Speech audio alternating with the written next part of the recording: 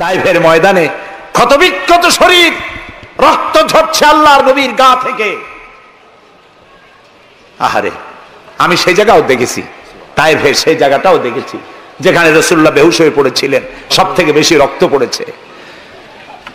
রাসূলুল্লাহ যখন হুশ আসতেন, বেহুশ হয়ে গেছিলেন, ফেরেশতারা দাঁড়ায় কাঁদতেছে আর বলছে, ইয়া রাসূলুল্লাহ, আপনার এই করুণ অবস্থা দেখে আকাশের ফেরেশতারা কাঁদতেছে, আমি সহ্য করতে পারছি না। জিবরাইল বলছেন, আমি হুকুম চাই, আপনি আমাকে হুকুম দেন, দুটা পাহাড় মিলায় দিয়া সব কাফের পিছে শেষ করে দিই।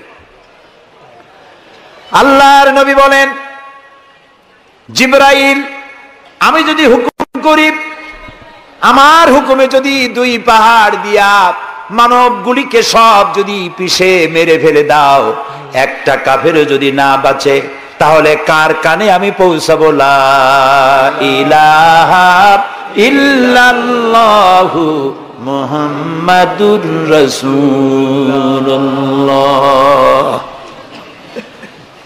নবী করিম সাল্লাল্লাহু আলাইহি ওয়াসাল্লাম বসে আছেন, গা দিয়ে রক্ত ঝরছে। এই অবস্থা দেখে তায়েফের এক লোক দৌড়াইয়া তার বাগানে চলে গেল, আঙ্গুর বাগান, বুখারীর হাদিস। আঙ্গুর বাগান থেকে এক গ্লাস আঙ্গুরের রস নিয়ে এসে রাসূলের হাতে দিলেন।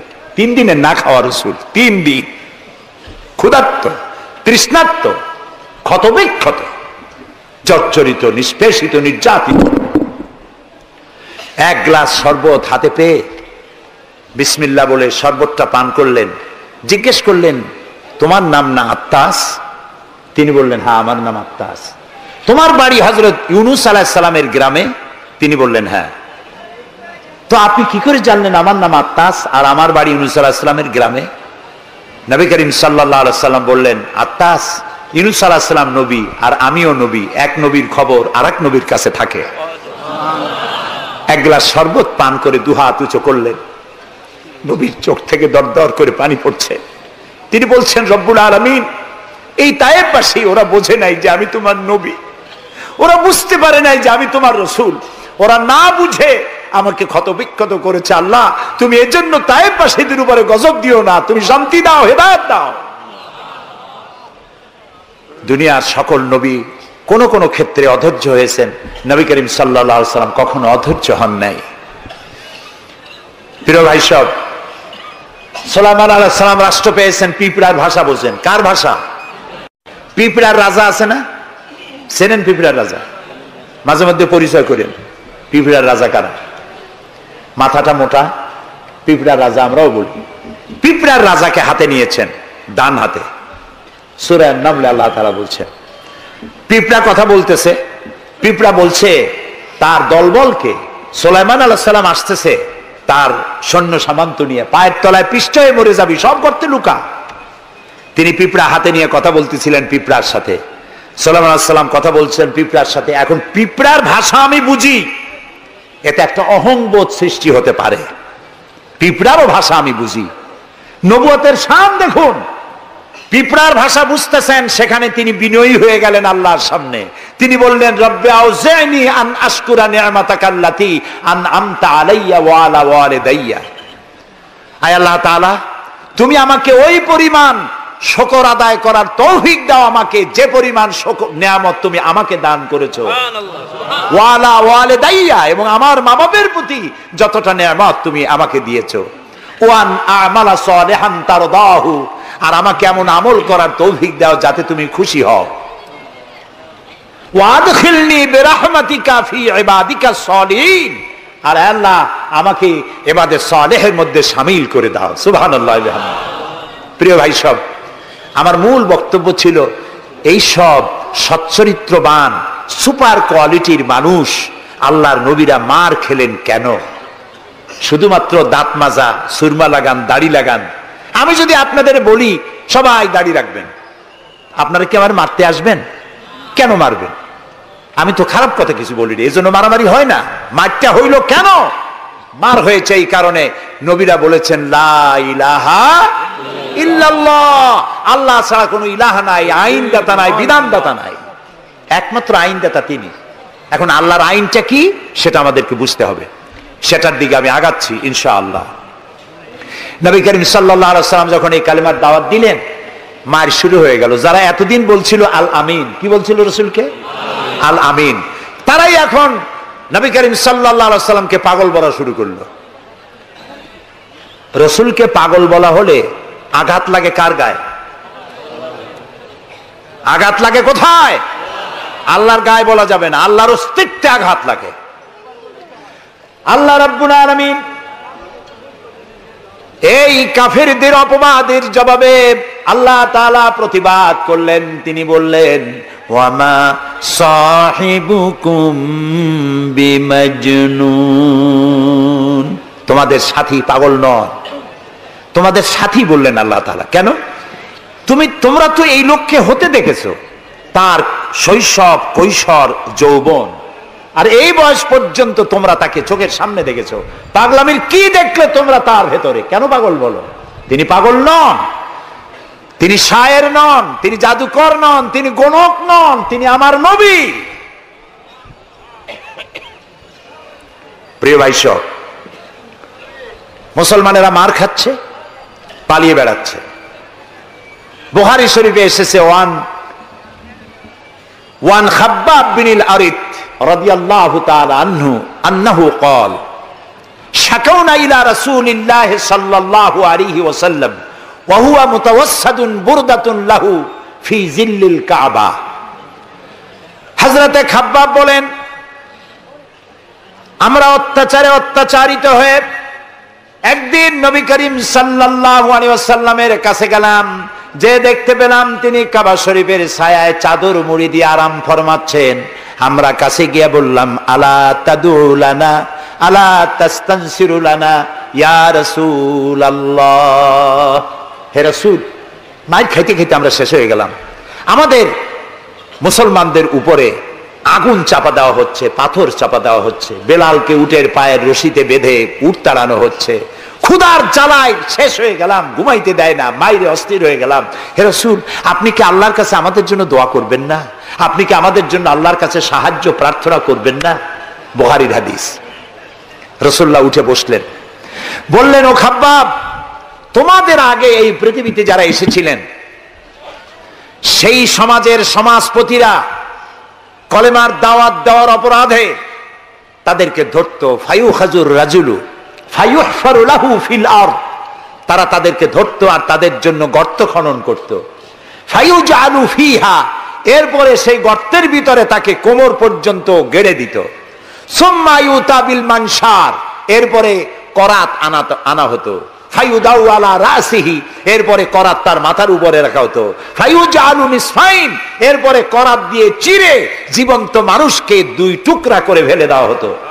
মা ইয়াসুদ্দুহু যালিকা আন দীনি, এত বড় অত্যাচারের পরেও সে যুগের একজন মুসলমানকেও আল্লাহর দ্বীনের পথ থেকে এক চুলও তারা সরাতে পারে নাই।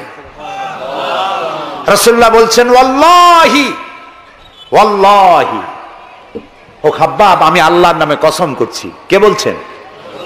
রাসূলুল্লাহ কসম করছেন, আমি আল্লাহর নামে শপথ করছি, লা ইউতাম্মান্নাল্লাহু হাদাল আমরা হাত্তা ইয়াসিরুর রাকিবু মিন সানা ইলা হাদারামাউত। সেদিন বেশি দূরে নয়, যেদিন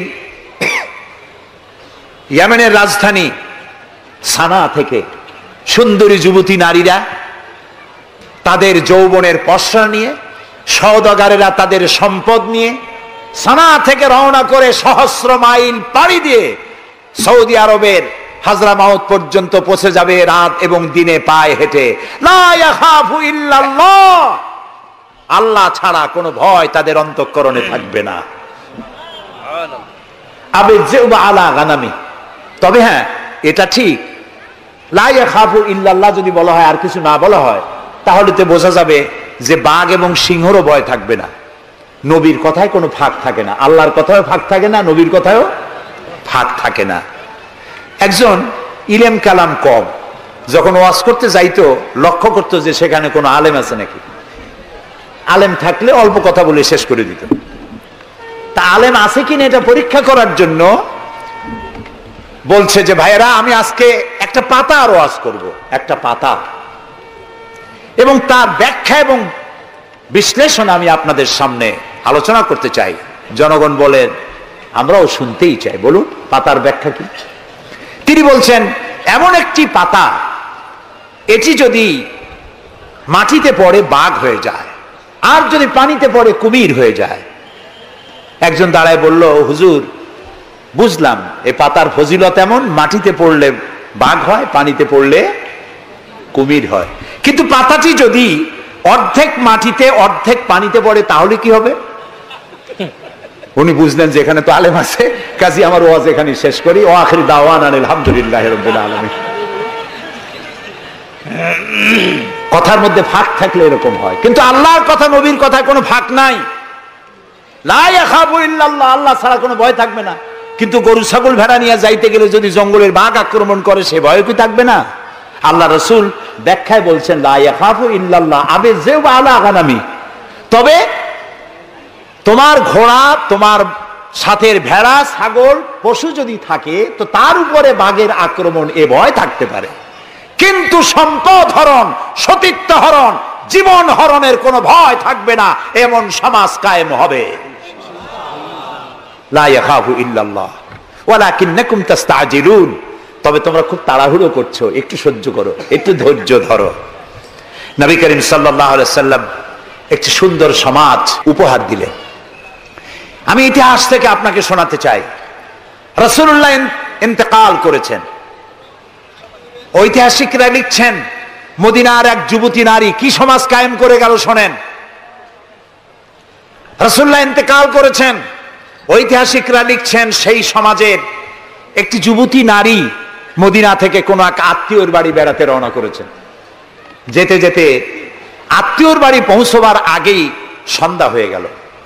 মনে মনে ভাবলো, এখন যদি আমি কোনো পরপুরুষের সামনে পড়ি তাহলে তো আমার সতীত্ব যাবে, অলংকার আদিও যাবে, সারা জীবনের লালিত সম্পদ নষ্ট হয়ে যাবে। খুব ভীত সন্ত্রস্ত পদে এগোচ্ছে, আর বাঘ দেখা হরিণীর মতো তার চোখ এদিক ওদিক তাকাচ্ছে আর হাঁটতেছে। হঠাৎ দেখে দূর থেকে তার দিকেই এগিয়ে আসছে এক যৌবন ভরা এক যুবক। যুবককে কাছে আসতে দেখে যুবতী নিজের লালিত সম্পদ, সতীত্ব আর অলংকার আদি হারাবার ভয়ে মাটির উপরে বসে পড়েছে, তার রুহু গলার কাছে এসে গেছে। ঐতিহাসিকরা লিখছেন যুবকটি যুবতীর কাছে এসে দাঁড়িয়েছে। যুবতী মহিলার চোখের উপরে চোখ রেখে যুবক ছেলে বলছে, মা, আমাকে দিয়ে তোমার কোনো অনিষ্ট হবে না, তুমি কোথায় যাবে আমাকে বলো, আমি পাহারা দিয়ে তোমার গন্তব্যে পৌঁছে দেব। আমার পরিচয় শোনো, আমি মুসলমান। সুবহানাল্লাহ।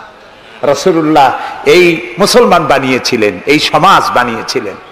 তাই আমি আফসোস করে বলি, মরা মানুষ জিন্দা হওয়ার কোন সুন্নত যদি থাকতো, আর একজন সাহাবী যদি আজ জিন্দা হতেন আর আমাদেরকে যদি দেখতেন, তাহলে চিৎকার দিয়ে বলতেন আল্লাহর কসম, রাসূলুল্লাহ দান্দার মোবারক শহীদ করে সাহাবীরা জীবন দিয়ে যে মুসলমান বানিয়ে রেখে গিয়েছিলেন, আল্লাহর কসম এগুলো সেই মুসলমান না। আমাদের চরিত্র এই পর্যায়ে পৌঁছে গেছে। রাসূলুল্লাহ সাল্লাল্লাহু আলাইহি ওয়াসাল্লাম ইসলাম দিয়ে মানুষকে একটি সুন্দর সমাজ দিয়েছেন। ইসলাম মানেই শান্তি। বলেন তো ইসলাম মানে কি? বলেন না, অর্থ কি? শান্তি। তবে শর্ত সাপেক্ষে, যারা আনুগত্য করবে তাদের জন্য শান্তি। আমরা একজন আর একজনের সঙ্গে দেখা হলে কি বলি? আসসালামু আলাইকুম। যারা প্রত্যেক দিন প্রতি মুহূর্তে একজন আর একজনকে সালাম দেয়, সেই জাতি কোনোদিন সন্ত্রাসী হতে পারে? সালামু আলাইকুম, আপনি বললেন ওয়ালাইকুম আসসালাম। নবী করিম সাল্লাল্লাহু আলাইহি ওয়াসাল্লাম বলেছেন আফশুস সালাম ওয়া আতইমুত তুআম ওয়া সাল্লু আন-নাসু বিন-নিয়াম তাদখুলুল জান্নাতা বিস-সালাম। তিনটি কথা। কয়টি কথা শুনতেছেন আপনারা? এক নম্বর হচ্ছে সালাম বিনিময় করো বেশি করে। রাসূলুল্লাহ বলছেন, একটা গাছের এপাশে বসে দেখা হয়েছিল, সালাম দাও। গাছটা ঘুরে আসছে, লোকটা আবার সালাম দাও। আমাদের দেশে অভ্যাস নাই। সব বসেরা চায় আমার অধীনস্থ লোকেরা আমারে সালাম দিক। রাসূলুল্লাহ তার স্ত্রীকে সালাম দিতেন। এমনকি রাস্তা দিয়ে যাওয়ার সময় বাচ্চা পোলাপান খেলাধুলা করছে, তাদেরকে তিনি সালাম দিতেন। আমরা কি দেই? আমরা দেই না। হুজুররা মনে করেন মুরিদরা আমারে দেবে, মন্ত্রী মনে করে অন্যরা আমারে দেবে, এসপি মনে করে পুলিশ আমারে দেবে। কিন্তু সালাম যিনি আগে দেবেন তিনি অহংকার মুক্ত, সুবহানাল্লাহ। এবং এই সালাম অন্যরা বলে কি সুপ্রভাত, গুড মর্নিং, গুড ইভিনিং, শুভ সন্ধ্যা, শুভরাত্রি। এটার ব্যাখ্যা কি? সকালবেলায় 280 মাইল স্পিডে ঝোড়ো হওয়া প্রবাহিত হচ্ছে, 30 ফিট উঁচু হয়ে জলোচ্ছ্বাস হচ্ছে, মানুষ মরতেছে, বাড়ির টিন উড়ে যাচ্ছে। সকালবেলা কেউ যদি যায় বলে গুড মর্নিং, থাপড়ায় দাঁত ফালাই দেবে না? বেটা এর সাইতে ব্যাড মর্নিং তো কখনো আসে নাই। রাতের বেলায় মা মারা গেছে, তার বাড়ি গিয়ে বলছে গুড নাইট, কেমন লাগবে কোন? সুতরাং ইসলামের বিষয়টাই মোর সায়েন্টিফিক। সুখে দুঃখে, বিপদে আপদে, সুখে শান্তিতে, রাতে দিনে, সকালে সন্ধ্যায় যখন দেখা হচ্ছে একজন আরেকজনকে সালাম, আসসালামু আলাইকুম। পয়সা লাগতেছে? কথা না কইলে বুঝবো কি? বিনা পয়সায় আল্লাহ তোমার উপরে শান্তি দিক, রহমত দিক। আপনি আরো বেশি করে কোন ওয়ালাইকুম আসসালাম ওয়া রাহমাতুল্লাহি ওয়া বারাকাতুহু ওয়া মাগফিরাতুহু। তারপরে কি করে? হাত দেন। কিছু কিছু লোক আছে হাত মতে ছোঁয়ায়, সবটা দিতে চায় না। আবার হাতটা দিয়া এরকম ঝাঁকি ঝাঁকি করে, মনে করে যত ঝাঁকি তত নেকি। এটা কিন্তু একটা পাগলামি। জি, আপনি হাত নাচান কেন? ধরে রাখেন আর বলবেন ইয়াগফিরুল্লাহু লি ওয়া লাকুম, আল্লাহ তোমারও শান্তি দিক, আমারও শান্তি দিক, আল্লাহ তোমারও মাফ করুক, আমারও মাফ করুক, সুবহানাল্লাহ। সালাম দাও বেশি করে। কে বলতেছেন? আল্লাহ রাসূল। বাড়িতে যে সালাম দেবেন, বউরে সালাম দেবেন। আপনার স্ত্রী আপনার কৃতদাসী নয়, আপনার সমান অধিকার তা। আপনি সালাম দিবেন। ঘরের মধ্যে মুখ কালো করে ঢুকলেন, বউ কিছু কইল না, আপনিও কিছু কইলেন না, মনে হলো দুইজন বোবা। আপনি ঘরের মধ্যে প্রবেশ করতেছেন, আসসালামু আলাইকুম ওয়া রাহমাতুল্লাহ, গৃহবাসীরা তোমাদের উপর আল্লাহর রহমত নাজিল হোক, সুবহানাল্লাহ বলবেন না? আজকেই এই আমল করবেন, বাড়ি যাইয়ে বউরে সালাম দেবেন। তবে যারাদের কোনোদিন দেওয়ার অভ্যাস নাই তাদের একটা সমস্যা হইতে পারে। হঠাৎ করে সালাম দিলে বউ মনে করবে কপালে দুঃখ আছে বুঝে আছে, একটু বুঝাই বলে নেবেন। তবে আজকের থেকে সালাম শুরু হবে, ঠিক আছে না ভাই? আজকের থেকে শুরু হবে। বাচ্চাকে বাড়ি থেকে বিদায় করছেন, স্কুলে যাচ্ছে, মা বাবা শিখায় বাই বাই, টাটা, যাই যাই, খাই খাই। একটা কথা হইলো? বাচ্চা বিদায় হচ্ছে, বাচ্চার মাথায় হাত দিয়ে বলেন ফি আমানিল্লাহ, তোমারে আমি আল্লাহর আমানতে ছেড়ে দিলাম, সুবহানাল্লাহ। কিসের বাই বাই টাই? আমরা মুসলমান, এই মুসলিম ট্র্যাডিশন, মুসলিম কালচার বাঁচায় রাখতে হবে যে কোনো মূল্যে। ছেলেদের নাম রাখতে গিয়ে মন্টু, বল্টু, সেন্টু, ডবলু, আকাশ খাতুন, বাতাস বেগম, একটা নাম হইল? আচ্ছা ভাই, আপনি লক্ষ্য করেন তো, পৃথিবীতে কোন ইতিহাস সৃষ্টিকারী মানুষ বল্টু আর মন্টু জাতীয় নাম আছে? পৃথিবীর কোন আলেম, হযরত মাওলানা বল্টু সাহেব এখন ওয়াজ করবেন? এই যে মাজার দেখতে পান, ইনি হচ্ছেন হযরত পীরে বুজুর্গ খানানে খানান সিরাজুস সালিকিন মিসবাহুল আরিফিন হযরত মাওলানা সেন্টু রহমাতুল্লাহ আলাইহির মাজার আছে? এরকম নাই। আপনি নাম যত খারাপ রাখবেন, আপনার সন্তান গুন্ডা হবে, বদমাশ হবে, চাঁদাবাজ হবে, জিনাকার হবে। নাম রাখবেন মুসলমানি নাম, ভালো ভালো নাম, আরবি নাম। আলেমদের কাছে জিজ্ঞাসা করে নাম রাখবেন যে এই নামটা কি রাখবো আর নামের অর্থটা কি। আন্দাজে আবার নাম রেখেন না। কুয়েত এয়ারপোর্টে একদিন বাংলাদেশের একজনের পাসপোর্ট দেখে পুলিশেরা হাসাহাসি করতেছে। কারণ কি? কারণ হলো পাসপোর্টধারী যিনি, তার নাম হলো জামাল মিয়া, আর পিতার নাম হলো তরিক মিয়া। জামাল শব্দের অর্থ হচ্ছে উট, আর জামাল মিমে আলেফ দিয়ে যদি হয় তাহলে হয় সৌন্দর্য। এখন জামাল মানে উট, মিয়া মানে 100, ওর নাম 100 উট। আর তরিক মানে রাস্তা, মিয়া মানে 100, ওর নাম 100 উট আর ওর বাপের নাম 100 রাস্তা।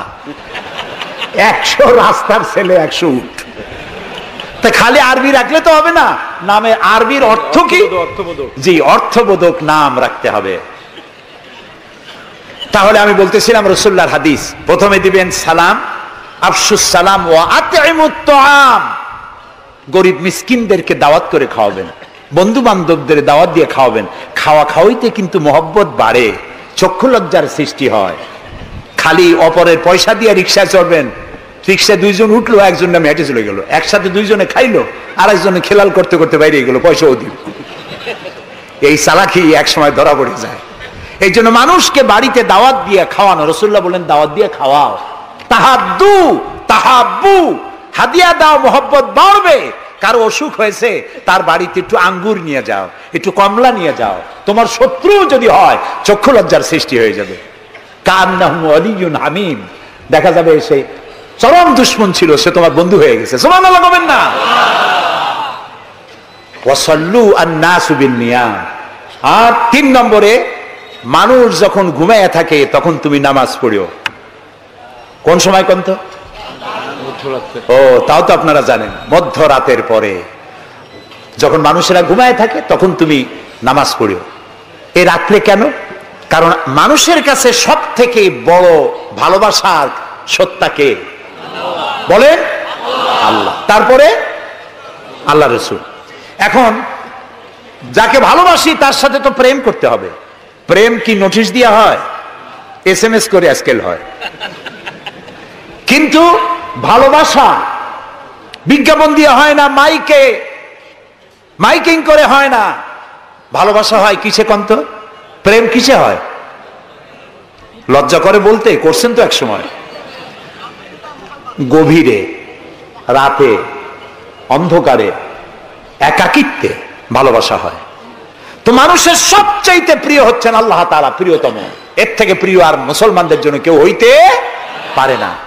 দিনের কোলাহল পূর্ণ অবস্থার ভেতর দিয়ে তুমি তার সঙ্গে আবেগময় কণ্ঠে কথা বলতে পারবা না, এটা আল্লাহ তাআলা জানেন। তাই আল্লাহ তাআলা বলেছেন ওয়াজআলনান নাহারা মাশা, দিন বানাইছি রোজগার করার জন্য, কাজ করো, বসে থাকবা না। ফাইজা কুদিয়াতিস সালাত ফান্তাশিরু ফিল আরদ, নামাজ পড়া হয়ে গেছে, মসজিদে বসে থাকতে পারবা না।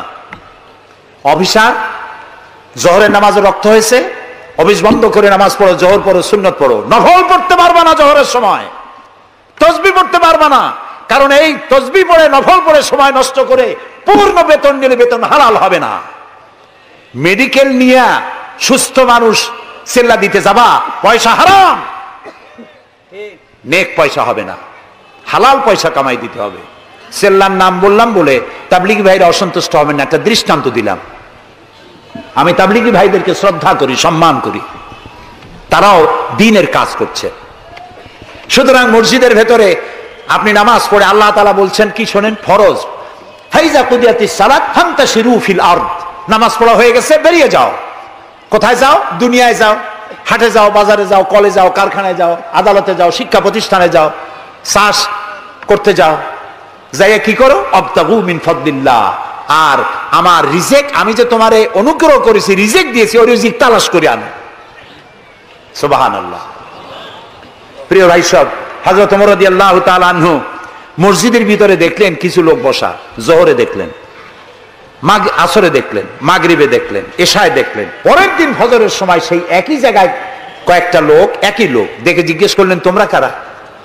বলল নাহনু মুতাওয়াক্কিলিন, আমরা আল্লাহর উপরে ভরসা করি এবং আল্লাহর উপরে ভরসা করে এখানে জিকির আজগার করি।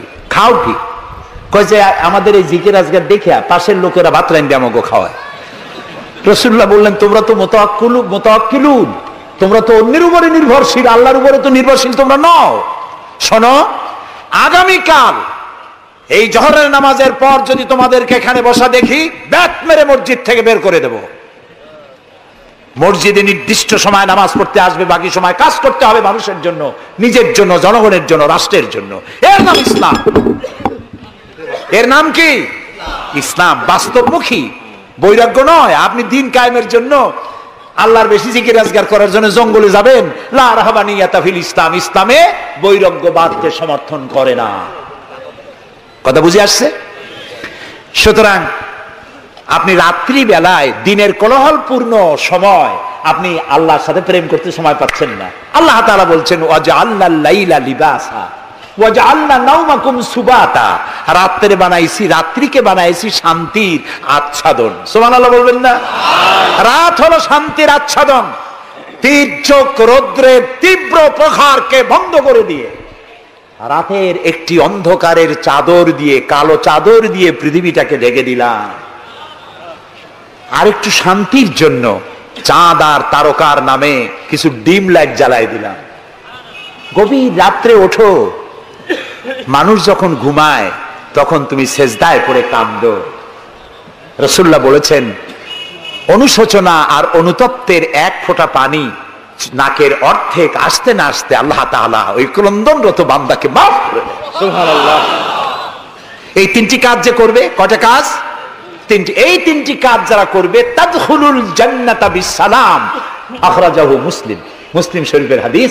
রাসূলুল্লাহ বলছেন, এই তিনটে কাম করো, শান্তির সাথে জান্নাতে চলে যাবে। তাহলে যে জাতির জীবন ব্যবস্থার নাম কি? ইসলাম।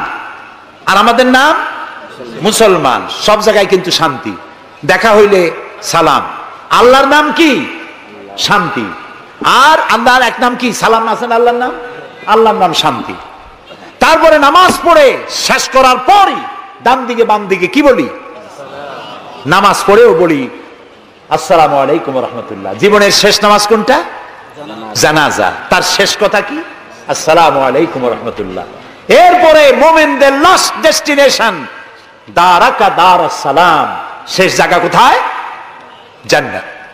এই যাদের ধর্ম, এই যাদের দ্বীন, এই যাদের জীবন ব্যবস্থা, সেখানে আল্লাহর আইন প্রতিষ্ঠার নামে বোমা মারা লাগবে? জবাব দেন। সন্ত্রাসী তৎপরতা করা লাগবে? কোন নবী, কোন রাসূল সন্ত্রাসী তৎপরতা চালিয়েছেন, মানুষ হত্যা করেছেন, এর কোন নজির আছে পৃথিবীতে? আছে? পৃথিবীতে নাই। আপনারা বলতে পারেন, তাহলে রাসূলুল্লাহ যুদ্ধ করছিলেন কেন? নবী করিম সাল্লাল্লাহু আলাইহি ওয়াসাল্লাম যত যুদ্ধ করেছিলেন সব ছিল ডিফেন্সিভ, আত্মরক্ষামূলক।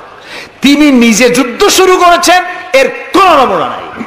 একটি হাদিস পাওয়া যাবে না যে নবী করিম সাল্লাল্লাহু আলাইহি ওয়াসাল্লাম ক্ষমতা গ্রহণ করার পর সাহাবীদের রাতের বেলায় পাঠিয়ে দিয়েছেন, ওই গ্রাম আমার উপর ঈমান আনে নাই, বাড়ি শুদ্ধ জ্বালায় দাও, হত্যা করো, বলেছেন? সুবহানাল্লাহ।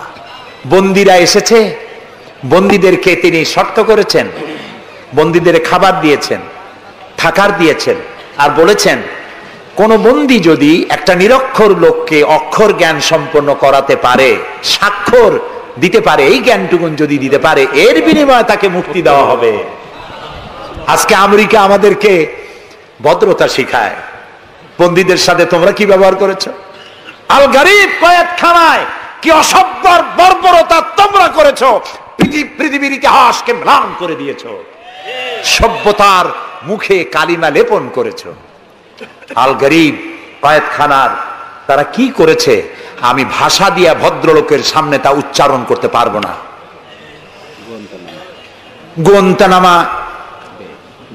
গোয়েন্তানামা বেতে, যেটা পৃথিবীর নরক বলা যায়, পৃথিবীর জাহান্নাম, মুসলমান কয়েদিদের সামনে কোরআন শরীফ খুলে কোরআনের উপরে পেশাব করেছে তারা।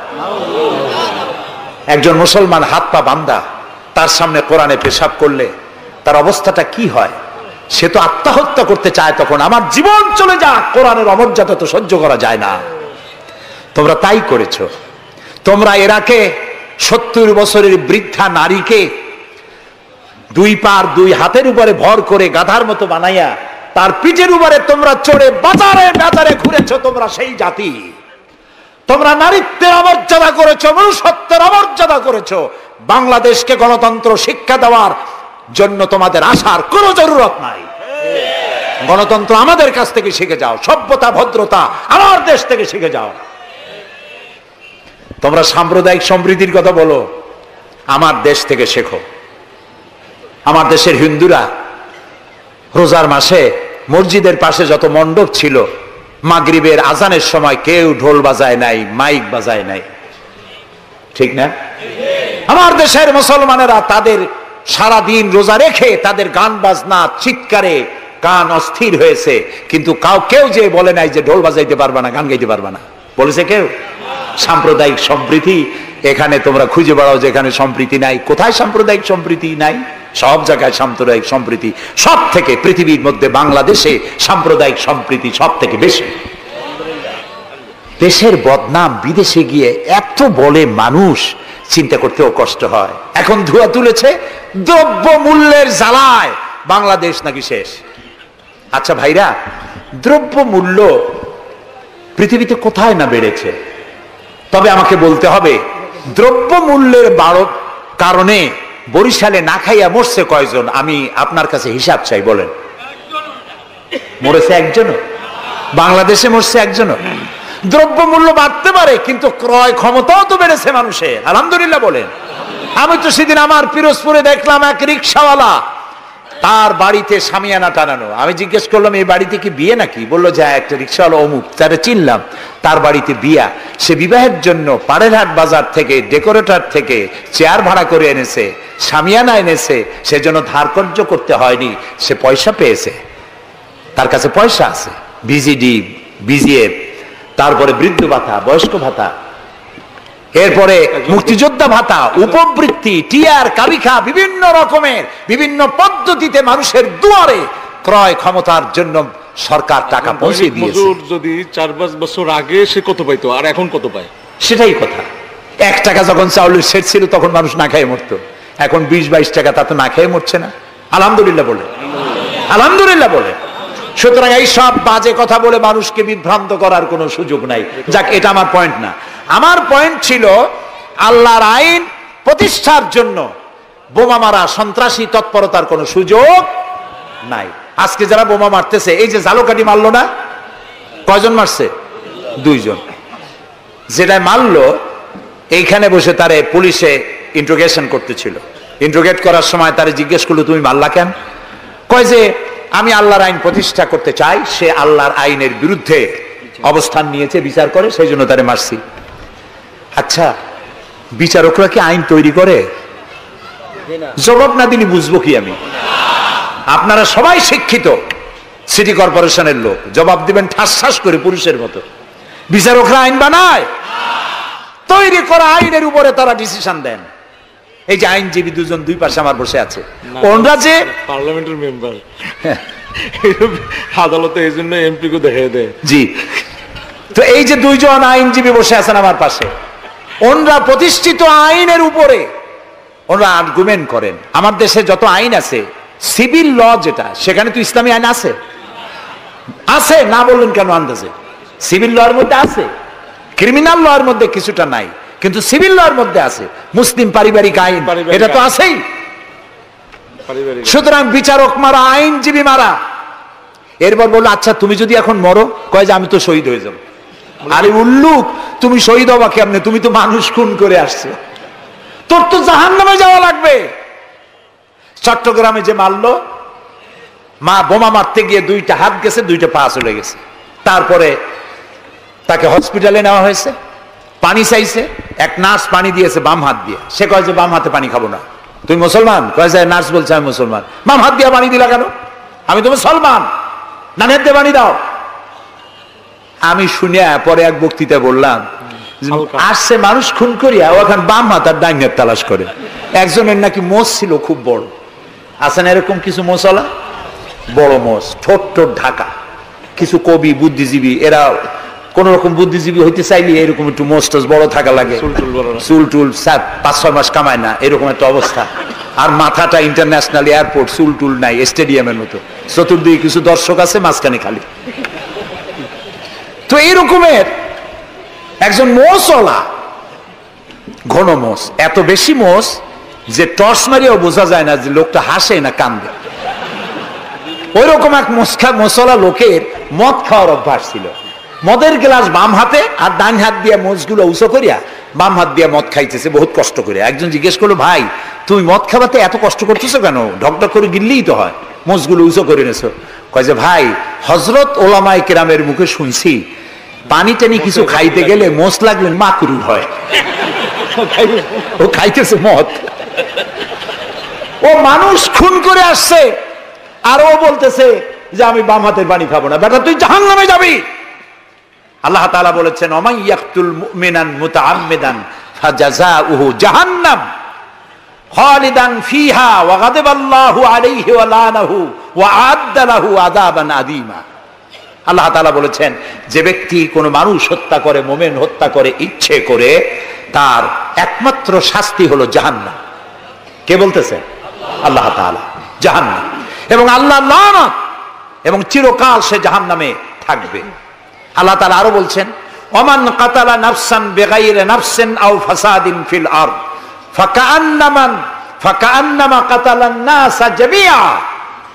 যদি বিচারকরা বিচারের মাধ্যমে কাউকে মৃত্যুদণ্ড না দেয়, এরকম কোন মানুষকে কেউ যদি হত্যা করে, সে একটি মানুষ হত্যা করলো না, সেজন্য বিশ্বের সমগ্র মানব গোষ্ঠীকে হত্যা করলো। একটা মানুষ হত্যা করার অপরাধ হচ্ছে বিশ্বের সব মানুষ হত্যা করার সমান। ওয়ামান আহিয়াহা, আর কেউ যদি একটি মানুষকে বেঁচে থাকার সুযোগ করে দিল, ফাকান্নামা আহিয়ান নাসা জামিয়া, সেজন্য সারা পৃথিবীর মানুষগুলিকে বেঁচে থাকার জন্য সুযোগ করে দিল। যারা মানুষ হত্যা করে তাদের শাস্তি কি? আল্লাহ তাআলা বলছেন, ইন্নামা জাযাউল্লাযীনা ইউহারিবুনাল্লাহ ওয়া রাসূলাহু ওয়া ইয়াসআউনা ফিল আরদি ফাসাদান, যারা আল্লাহর এই জমিনে বিপর্যয় সৃষ্টি করতে চায়, সন্ত্রাস সৃষ্টি করতে চায়, তাদের জন্য 4 প্রকার শাস্তি। কয় প্রকার শাস্তি? কে বলতেছে? যারা বোমা মারে, যারা গ্রেনেড হামলা করে, যারা মানুষ হত্যা করে, যারা শান্তিপূর্ণ সমাজের উপরে সমাজকে বিশৃঙ্খলা সৃষ্টি করতে চায়, আল্লাহ তাআলা তাদের জন্য 4 প্রকারের শাস্তি নির্ধারণ করেছেন। আইয়ুকাত্তালু, তাদেরকে হত্যা করো, আও ইউসাল্লাবু, অথবা তাদেরকে শুল দণ্ডে দিয়ে দাও, আও তুকাত্তা আইদিয়াহুম ওয়া আরজুলিহিম, অথবা তাদের ডান হাত আর বাম হাত উল্টা কেটে দাও। হয় প্রথমে ডান, পরে বাম পা, বাম হাত ডান পা, একটার উল্টা আর একটা কাটো। চতুর্থ, আও ইয়ানফাউ মিনাল আরদ, অথবা দেশ থেকে বহিষ্কার করে দাও। সুতরাং আজকে যারা সন্ত্রাসী তৎপরতা চালাচ্ছে, তাদের সাথে ইসলামের কোনো সম্পর্ক নাই। পত্রিকার মাধ্যমে, এক শ্রেণীর সাংবাদিকতার মাধ্যমে এক শ্রেণীর ধর্মনিরপেক্ষ রাজনীতিবিদরা এই সমস্ত সন্ত্রাসের দোষ আলেমদের মাথায় উঠায় দিতে চেয়েছিল। আল্লাহ আমাদের রক্ষা করেছেন, আলহামদুলিল্লাহ। বাংলাদেশের সমস্ত মসজিদ, মাদ্রাসার ইমাম, শিক্ষক, আলেম, ওলামা, পীর, বুজুর্গ সব ময়দানে নেমে পড়ে প্রতিবাদ জানিয়েছে, ইসলামের সাথে এর কোনো সম্পর্ক নাই, সম্পর্ক থাকতে পারে না। বিদায় হজে শুনতেছেন, নবী করিম সাল্লাল্লাহু আলাইহি ওয়াসাল্লাম বক্তব্য রাখছেন। বিদায় হজে নবী করিম সাল্লাল্লাহু আলাইহি ওয়াসাল্লাম বললেন, ও সাহাবীরা, আজকের কোন দিন? তারা বললেন, আজকে 9 জিলহজ, ইয়াউমে আরাফা। এটা কি মাস? তারা বললেন, জিলহিজ্জা, এটা জিলহজ মাস। যে ঘর তোমরা তওয়াফ করে, এই ঘরটা কার? সাহাবীরা বললেন, এটা আল্লাহর ঘর। নবী করিম সাল্লাল্লাহু আলাইহি ওয়াসাল্লাম বললেন, আজকের দিন, আরাফাতের দিন যেমন পবিত্র, আজকের মাস যেমন পবিত্র, আল্লাহর ঘর যেমন পবিত্র, তোমাদের একের রক্ত আরেকজনের কাছে সেই রকম পবিত্র। সুবহানাল্লাহ বলেন। রাসূলুল্লাহ বলছেন, একটি মানুষ হত্যা করা কত বড় অপরাধ শোনো। গোটা বিশ্ব ধ্বংস হয়ে যাওয়া আল্লাহর কাছে সহজ, একটা মানুষ হত্যা করা এর থেকে বেশি কঠিন আল্লাহর কাছে। এবং কিয়ামতের দিন আল্লাহ সর্বপ্রথম হত্যার বিচার করবেন। কাবিল আর হাবিলের বিচার দিয়া রক্তের বিচার শুরু হবে সর্বপ্রথম। সুতরাং হত্যা করা সন্ত্রাসবাদীদেরকে আপনারা ধরিয়ে দেবেন। জেএমবি নামে, জিহাদের নামে যারা কলঙ্ক সৃষ্টি করেছে ইসলামের, তাদের ব্যাপারে কোনো ছাড় দেওয়া যাবে না। সুইসাইড করা, এইভাবে আত্মঘাতী বোমা ছেড়ে দিয়ে যারা মৃত্যুবরণ করে, তাদের ব্যাপারে আল্লাহ তাআলা বলেছেন, ওয়ালা তাকতুলু আনফুসাকুম, তোমরা আত্মহত্যা করো না। আত্মহত্যা করা হারাম। আত্মহত্যা করা কি? আত্মহত্যাকারীদের জানাজা নাই, গোসল নাই, কাফন নাই, জানাজা নাই। আত্মহত্যা যারা করবে, কিয়ামতের দিন আল্লাহর জান্নাত হারাম, চিরকাল জাহান্নামে থাকতে হবে। অস্ত্র দিয়ে আত্মহত্যা করবে, সেই অস্ত্র দিয়ে নাকি বিচার হবে। জি, যে অস্ত্র দিয়ে আত্মহত্যা, আপনি তো হাদিসও জানেন, রাসূলুল্লাহ বলেছেন যেটা দিয়ে সে নিজেকে হত্যা করবে, ওই অস্ত্র দিয়ে তাকেও সে নিজেকে নিজে ওইটা দিয়ে আত্মহত্যা করতেই থাকবে কিয়ামতের দিন। বলেন নাউযুবিল্লাহ। প্রিয় ভাই সব, আমি ইসলাম আপনাদের সামনে বুঝাচ্ছিলাম। মারামারি কাটাকাটির মধ্য দিয়ে ইসলাম আসে নাই। ইসলাম এসেছে ভালোবাসা, আন্তরিকতা, প্রেম, উদারতা, ঔদার্য, মহব্বত আর রাসূলের অনুপম চরিত্র মাধুর্যের মধ্য দিয়ে ইসলাম প্রতিষ্ঠিত হয়েছে। এর থেকে শান্তির ধর্ম, এর থেকে ভালো জীবন ব্যবস্থা, এর থেকে সায়েন্টিফিক জীবন ব্যবস্থা পৃথিবীতে আর নাই।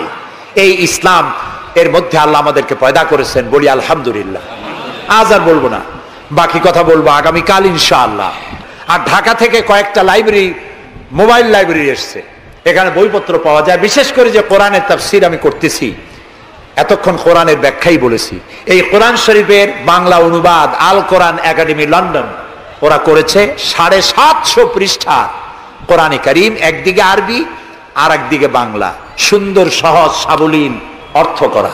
এটি মাত্র 120 টাকা হাদিয়ায় তারা দেয়।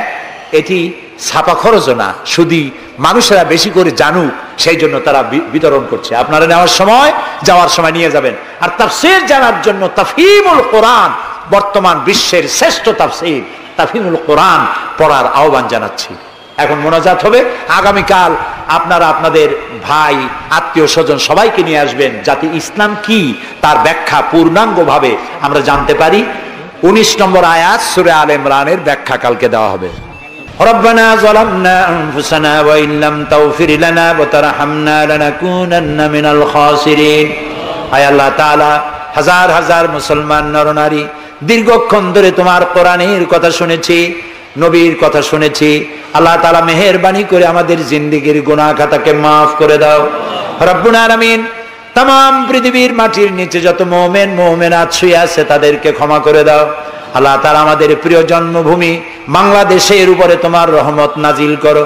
হায় আল্লাহ তাআলা, এই দেশে শান্তি, শৃঙ্খলা, সমৃদ্ধি, এদেশের গণতন্ত্র, এদেশের সাম্প্রদায়িক সম্প্রীতি, এদেশের অখণ্ডত্ব, অস্তিত্ব কিয়ামত পর্যন্ত তুমি অক্ষুণ্ণ রাখো আল্লাহ। এই দেশে যারা বিশৃঙ্খলা সৃষ্টি করতে চায়, নৈরাজ্য সৃষ্টি করতে চায়, আল্লাহ তাআলা এখানে যারা সন্ত্রাসী তৎপরতা চালাতে চায়, তাদের হেদায়েত করো, তাদের হেদায়েত করো। হেদায়েত যদি ওদের নসিবে না থাকে, তাহলে এই দুষ্টদের হাত থেকে, এই দুষ্ট রাহু এর থেকে আল্লাহ তাআলা এদের কবল থেকে, এদের খপ্পর থেকে, এদের ষড়যন্ত্র থেকে, এদের চক্রান্ত থেকে 56,000 বর্গ মাইলের এই ছোট্ট দেশ